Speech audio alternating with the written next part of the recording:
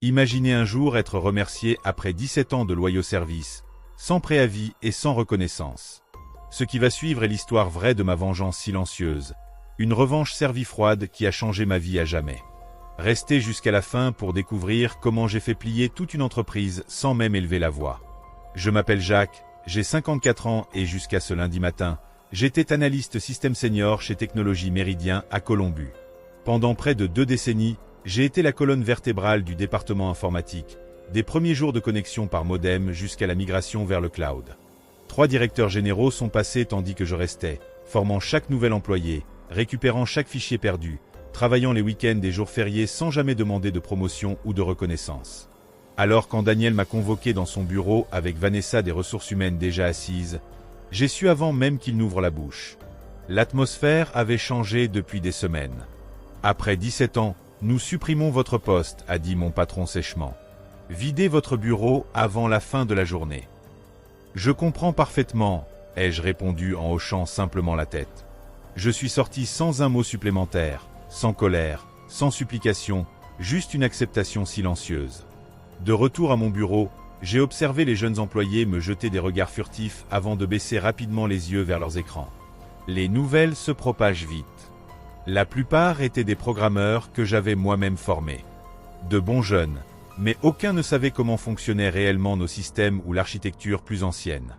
Aucun ne pouvait naviguer dans les logiciels personnalisés que j'avais écrits ou dans les identifiants administrateurs enfouis à 3 niveaux de profondeur dans chaque système. J'ai commencé à emballer méthodiquement mes affaires personnelles. Photos de famille, tasse à café fabriquée par mon fils au lycée, le petit cactus qui a miraculeusement survécu 17 ans sous l'éclairage fluorescent. Si cette histoire vous plaît et que vous voulez en découvrir d'autres comme celle-ci, abonnez-vous maintenant et activez la cloche pour ne manquer aucun nouvel épisode de Vengeance professionnelle.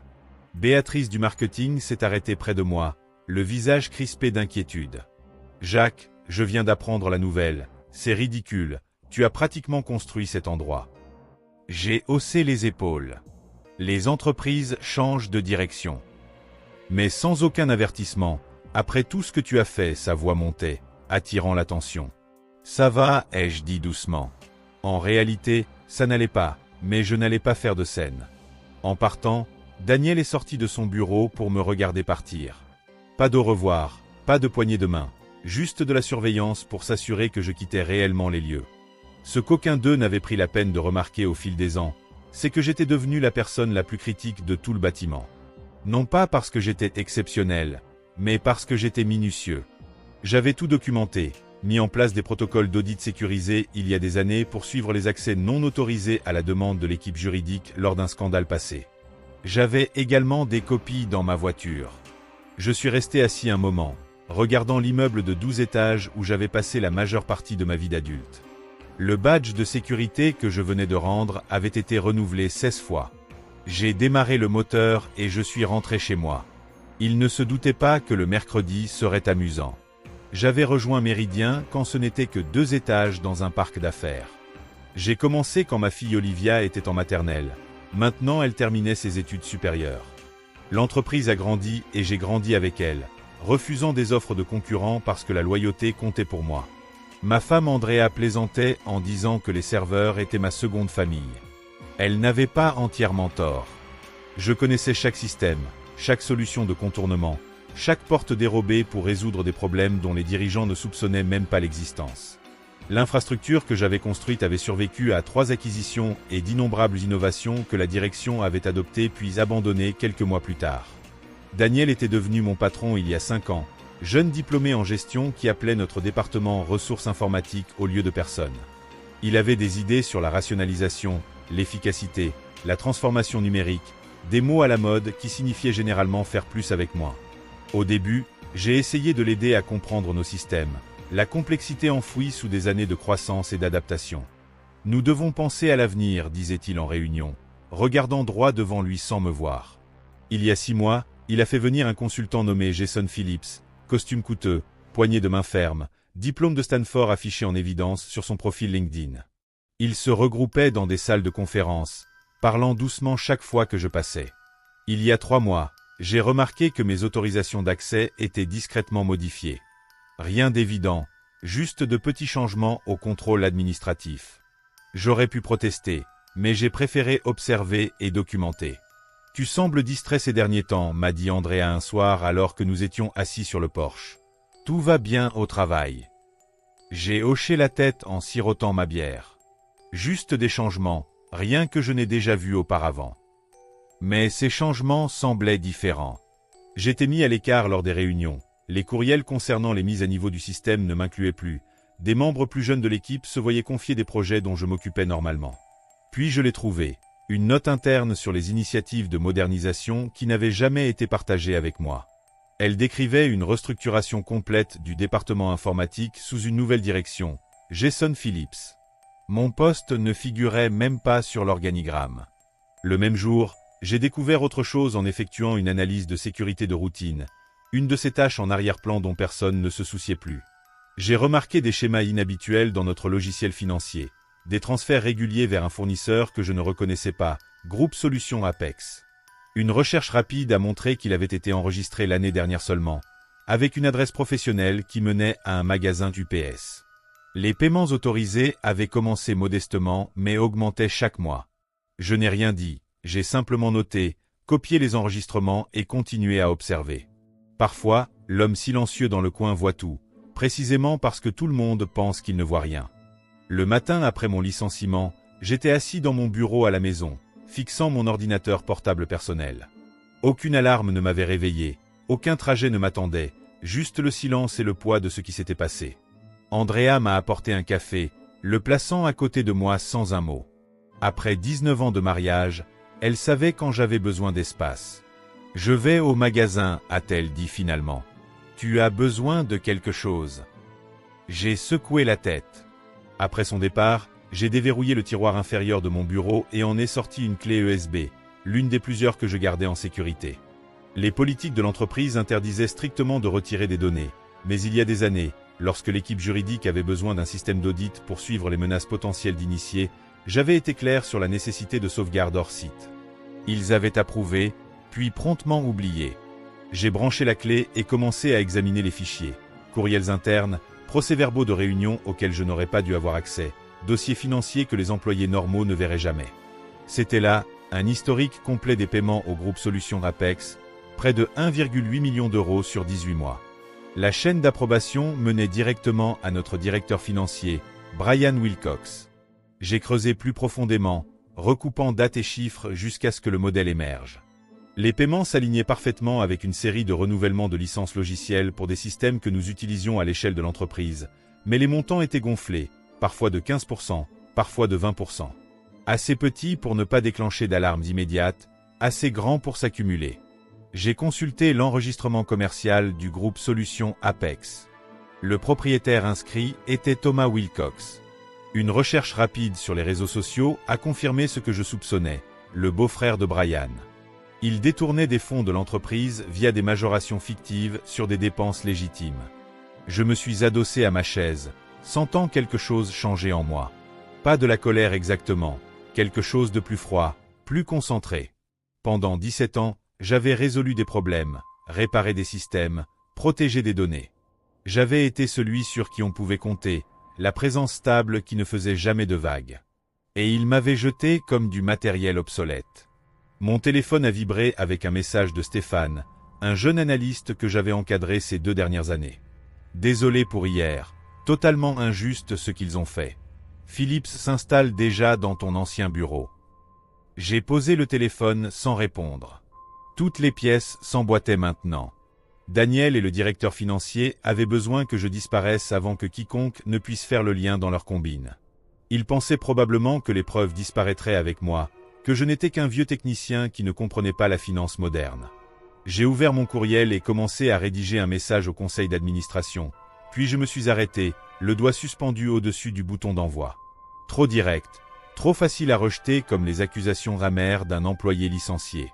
J'avais besoin d'un levier, de précision, d'un moyen d'exposer la fraude qui ne pourrait être ignoré ou dissimulé.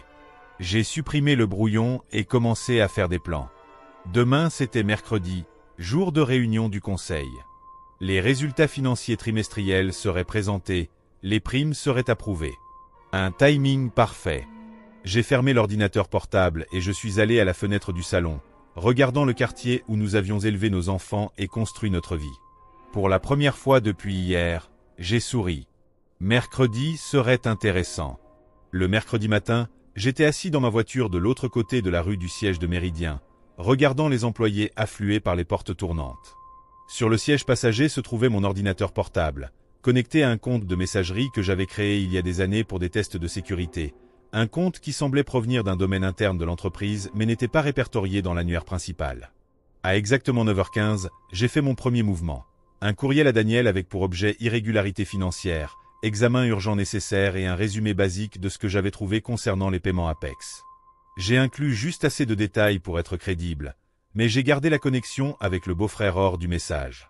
Si Daniel était impliqué, il paniquerait. S'il ne l'était pas, il enquêterait. Dans les deux cas, j'apprendrais quelque chose. À 9h45, mon téléphone a sonné, le numéro de Daniel. Je l'ai laissé aller à la messagerie vocale. Son message était court. « Jacques, nous devons discuter de ton courriel immédiatement. Rappelle-moi. » Je n'ai pas rappelé. À la place, je me suis rendu dans un café, j'ai installé mon ordinateur portable et j'ai attendu.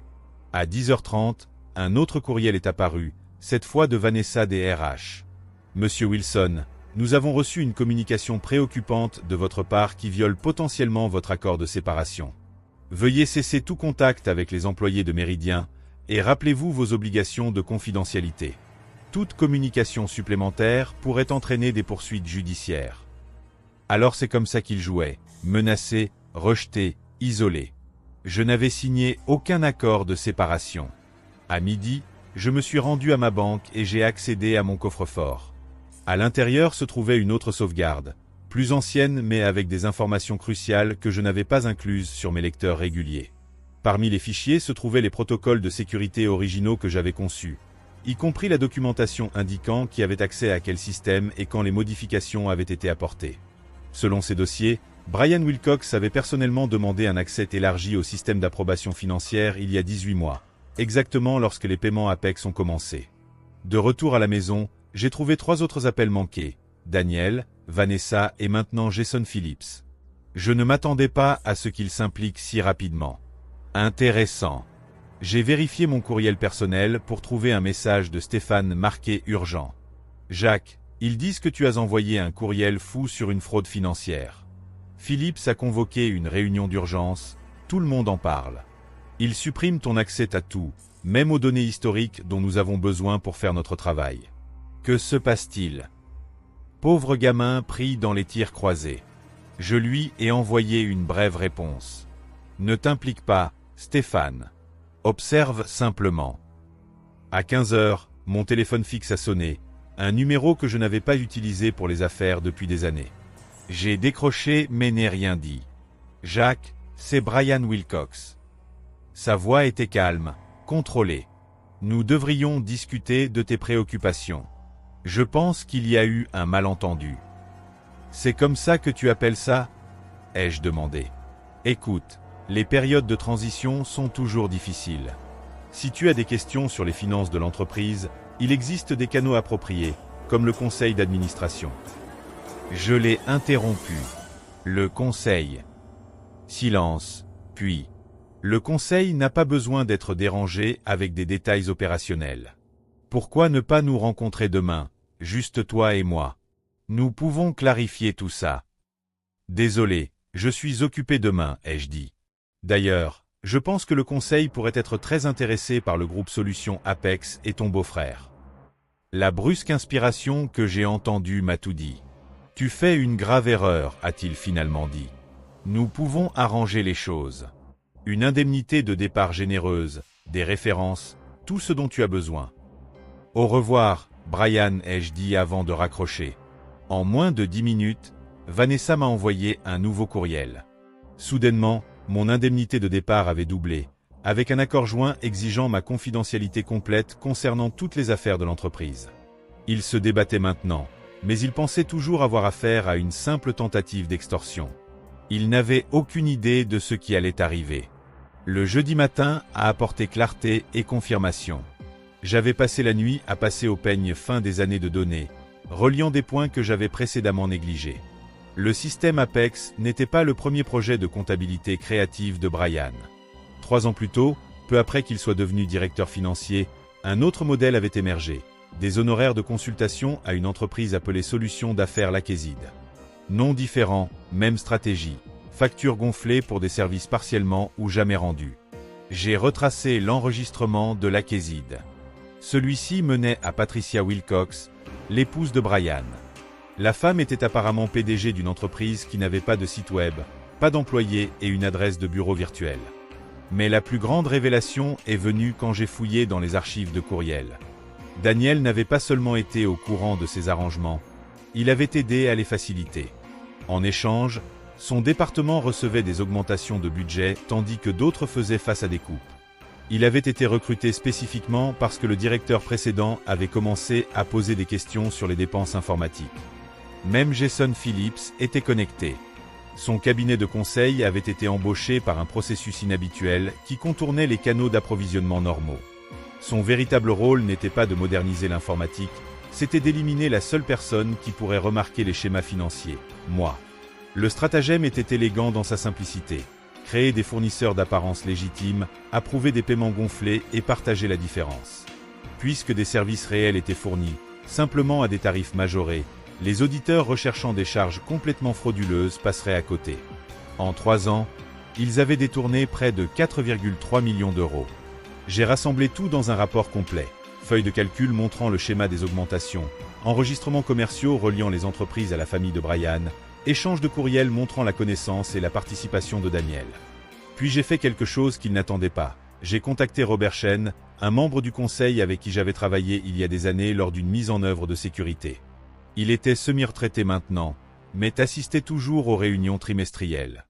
Jack Wilson, a-t-il dit, répondant au deuxième coup. Ça fait longtemps. J'ai entendu dire que tu avais quitté Méridien. Pas par choix, ai-je répondu. Robert, j'ai besoin de 15 minutes de ton temps. C'est important. Silence. Puis, c'est à propos de pourquoi Brian et Daniel sont restés ensemble. L'air stressé? La réunion du conseil est étendue hier. Probablement, a-t-il ri. J'ai toujours pensé que tu savais où les cadavres étaient enterrés. Où pouvons-nous nous rencontrer? 1 heure plus tard, nous étions assis dans un parc à 3 km du siège.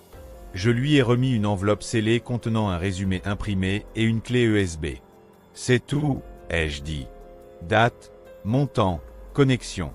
Je ne cherche pas à récupérer mon emploi, je ne cherche pas d'argent. Je veux juste que les bonnes personnes sachent. Robert m'a étudié. Pourquoi venir me voir? Parce que tu lis vraiment les rapports d'audit. Je t'ai observé en réunion. Tu poses des questions. Il a lentement hoché la tête. Il y a une session d'urgence du conseil demain. Examen du comité des finances. Timing pratique, Jacques. Il a mis l'enveloppe dans sa poche. Si cela se vérifie, il y aura de graves conséquences. J'y compte bien. En retournant à ma voiture, mon téléphone a vibré avec un message d'Andrea. Quelqu'un nommé Jason Phillips est passé à la maison te chercher. Il a dit que c'était urgent. Je lui ai dit que tu étais sorti. Il devenait désespéré. Bien. Cet après-midi-là, j'ai reçu des offres d'emploi de 2 entreprises concurrentes, toutes 2 pour des postes bien au-dessus de mon poste précédent, toutes 2 offrant des primes d'embauche substantielles. Le bruit s'était répandu concernant ma soudaine disponibilité. Je les ai ignorés pour l'instant. Il ne s'agissait pas de trouver un autre emploi, il s'agissait de finir ce qu'ils avaient commencé. Cette nuit-là, utilisant des identifiants qui auraient dû être révoqués mais ne l'étaient pas, transition informatique bâclée, Jason, j'ai accédé au serveur de messagerie de l'entreprise une dernière fois et programmé un message à livrer à chaque membre du conseil à 8 heures le lendemain. Avant d'approuver les primes du 2e trimestre, lisez ceci. En pièce jointe se trouvait mon rapport complet. Le vendredi matin s'est levé clair et lumineux. J'étais assis sur mon porche avec un café, regardant le quartier s'éveiller. Pas de réveil, pas de trajet, juste l'attente. À exactement 8 heures, mon courriel programmé a livré sa charge utile aux membres du conseil. À 8h17, mon téléphone a commencé à sonner, des numéros que je ne reconnaissais pas, probablement les assistants des membres du conseil qui se précipitaient pour me joindre. Je les ai tous laissés aller à la messagerie vocale. À 9 heures, la réunion d'urgence du comité des finances commencerait. Robert Chen serait là avec ma documentation en main, observant les réactions alors que mon courriel serait découvert et discuté. À 9h32, Stéphane a envoyé un message. La police est là. Wilcox et Daniel sont interrogés dans des salles de conférence.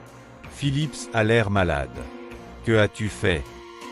Je n'ai pas répondu. Les rouages tournaient exactement comme je l'avais anticipé. À 10 heures, l'avocate générale de Méridien a appelé. Contrairement aux autres, j'ai répondu à celui-ci. Monsieur Wilson, c'est Patricia Grave du service juridique. Nous avons besoin que vous veniez immédiatement pour discuter des informations que vous avez fournies au conseil. Je suis disponible par téléphone, ai-je répondu. Cela nécessite vraiment une discussion en personne. Non, ce n'est pas le cas, ai-je interrompu calmement. Tout ce que je sais est dans ce rapport. Tout ce que j'ai est déjà sauvegardé dans plusieurs endroits sécurisés. S'il arrive quoi que ce soit à moi ou à ma famille, des copies supplémentaires iront à la commission des opérations de bourse, aux impôts et à 3 médias. Silence. Monsieur Wilson, a-t-elle finalement dit, sa voix soigneusement mesurée. Le conseil prend cela extrêmement au sérieux. Ils ont déjà placé plusieurs dirigeants en congé administratif dans l'attente d'une enquête. Ils apprécieraient votre coopération. J'ai pleinement coopéré en fournissant une documentation complète. Ma part est terminée. Après qu'elle ait raccroché, je me suis rendu dans un restaurant à 20 minutes en dehors de Columbus. Pas besoin d'être facilement trouvé aujourd'hui. Pendant le déjeuner, les nouvelles ont commencé à se répandre sur les sites d'affaires locaux. Dirigeant de technologie Méridien sous enquête pour irrégularité financière. Pas encore de nom, mais cela viendrait. À 14 heures, Robert Chen a appelé. C'est un bain de sang, a-t-il dit sans préambule. Brian a avoué une fois que nous l'avons confronté avec tes preuves, essayant de conclure un accord, blâmant Daniel pour l'avoir fait pression. Daniel nie tout et Phillips prétend qu'il n'était qu'un consultant qui n'avait aucune connaissance des questions financières. Le conseil n'y croit pas. Nous avons suspendu tous les trois en attendant une enquête plus approfondie. L'argent. Des comptables judiciaires arrivent lundi. Les premières estimations suggèrent au moins 4,5 millions d'euros détournés sur 3 ans, peut-être plus. J'ai hoché la tête pour moi-même. J'avais été proche. Le conseil veut te parler, a poursuivi Robert, à propos d'un retour, pas seulement à ton ancien poste. Il crée un nouveau rôle de responsable de la sécurité, rapportant directement au conseil. J'avais anticipé cette possibilité, mais je me trouvais quand même surpris. J'y réfléchirai, ai-je dit. Ce soir-là, j'ai tout raconté à Andrea. Elle a écouté sans interrompre, puis a demandé « Que veux-tu faire ?» Bonne question. La partie vengeance était terminée. Les personnes qui m'avaient poussé dehors étaient elles-mêmes poussées dehors, probablement face à des poursuites pénales. La justice avait été servie, froide et précise.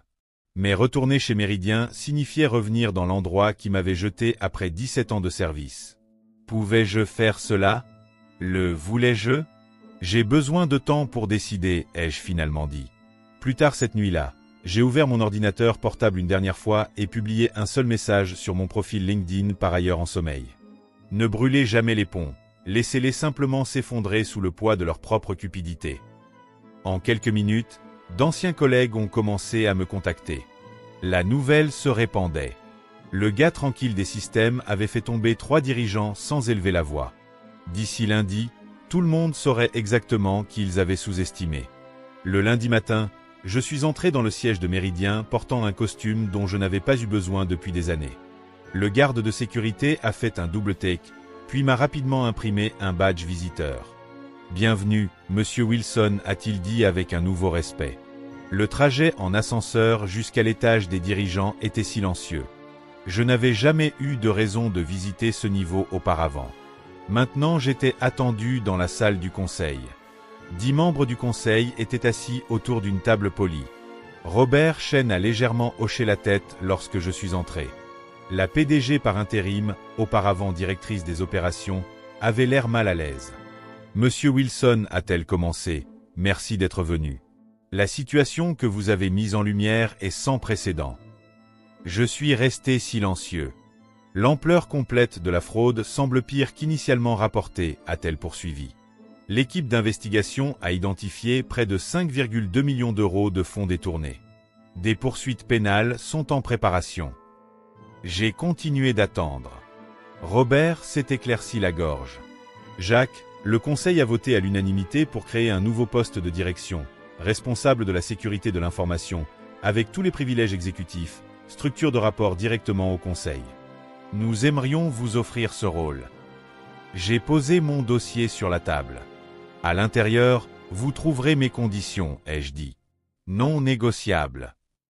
La PDG l'a ouvert, parcourant rapidement le document. Ses sourcils se sont levés. Autorité d'audit complète sur tous les départements, budget indépendant, droit de veto sur les décisions financières technologiques. J'ai hoché la tête une fois. C'est inhabituel, a-t-elle dit. Détourner 5,2 millions d'euros l'était aussi, ai-je répondu. Cela s'est produit parce que personne ne surveillait. Maintenant quelqu'un le fera. La salle est tombée dans le silence. Vous avez jusqu'à midi, ai-je dit en me levant. J'ai d'autres offres. Alors que je me tournais pour partir, Robert a demandé « Aviez-vous tout planifié depuis le début, Jacques ?» Je me suis arrêté à la porte. Je n'avais pas prévu d'être licencié après 17 ans. Tout ce qui a suivi n'était que moi faisant ce que j'ai toujours fait, identifier les vulnérabilités du système et mettre en œuvre des mesures de sécurité appropriées. À 11h47, ils ont appelé. Ils avaient accepté toutes mes conditions.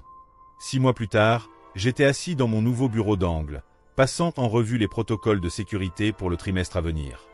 La vue donnait sur l'horizon de Columbus, un rappel quotidien de combien les choses avaient changé. Brian Wilcox avait plaidé coupable à plusieurs accusations de fraude en échange de sa coopération. Il recevrait une peine réduite, mais toujours significative. Daniel combattait les accusations, insistant qu'il n'était pas au courant du stratagème malgré les preuves.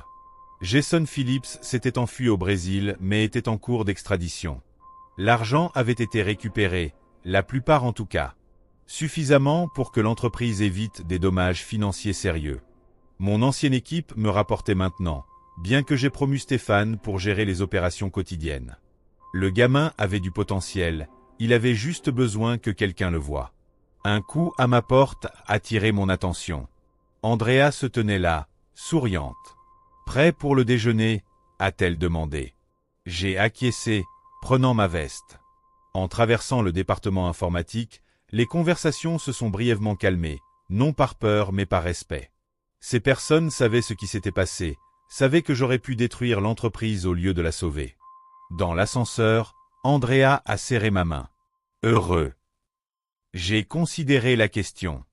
La colère qui m'avait poussé ces premiers jours après avoir été licencié s'était estompée. Ce qui restait n'était pas exactement du bonheur, plutôt comme de la satisfaction, un sentiment d'accomplissement. Ça va, ai-je dit. Dehors, le soleil d'octobre réchauffait nos visages alors que nous marchions vers un restaurant proche. Mon téléphone a vibré avec un message de Robert Chen. Le conseil a approuvé votre augmentation de budget de sécurité. Vote unanime. J'ai légèrement souri. Qu'est-ce que c'est ? A demandé Andrea, remarquant mon expression. Rien, ai-je dit en glissant le téléphone dans ma poche. Je pensais juste au pont.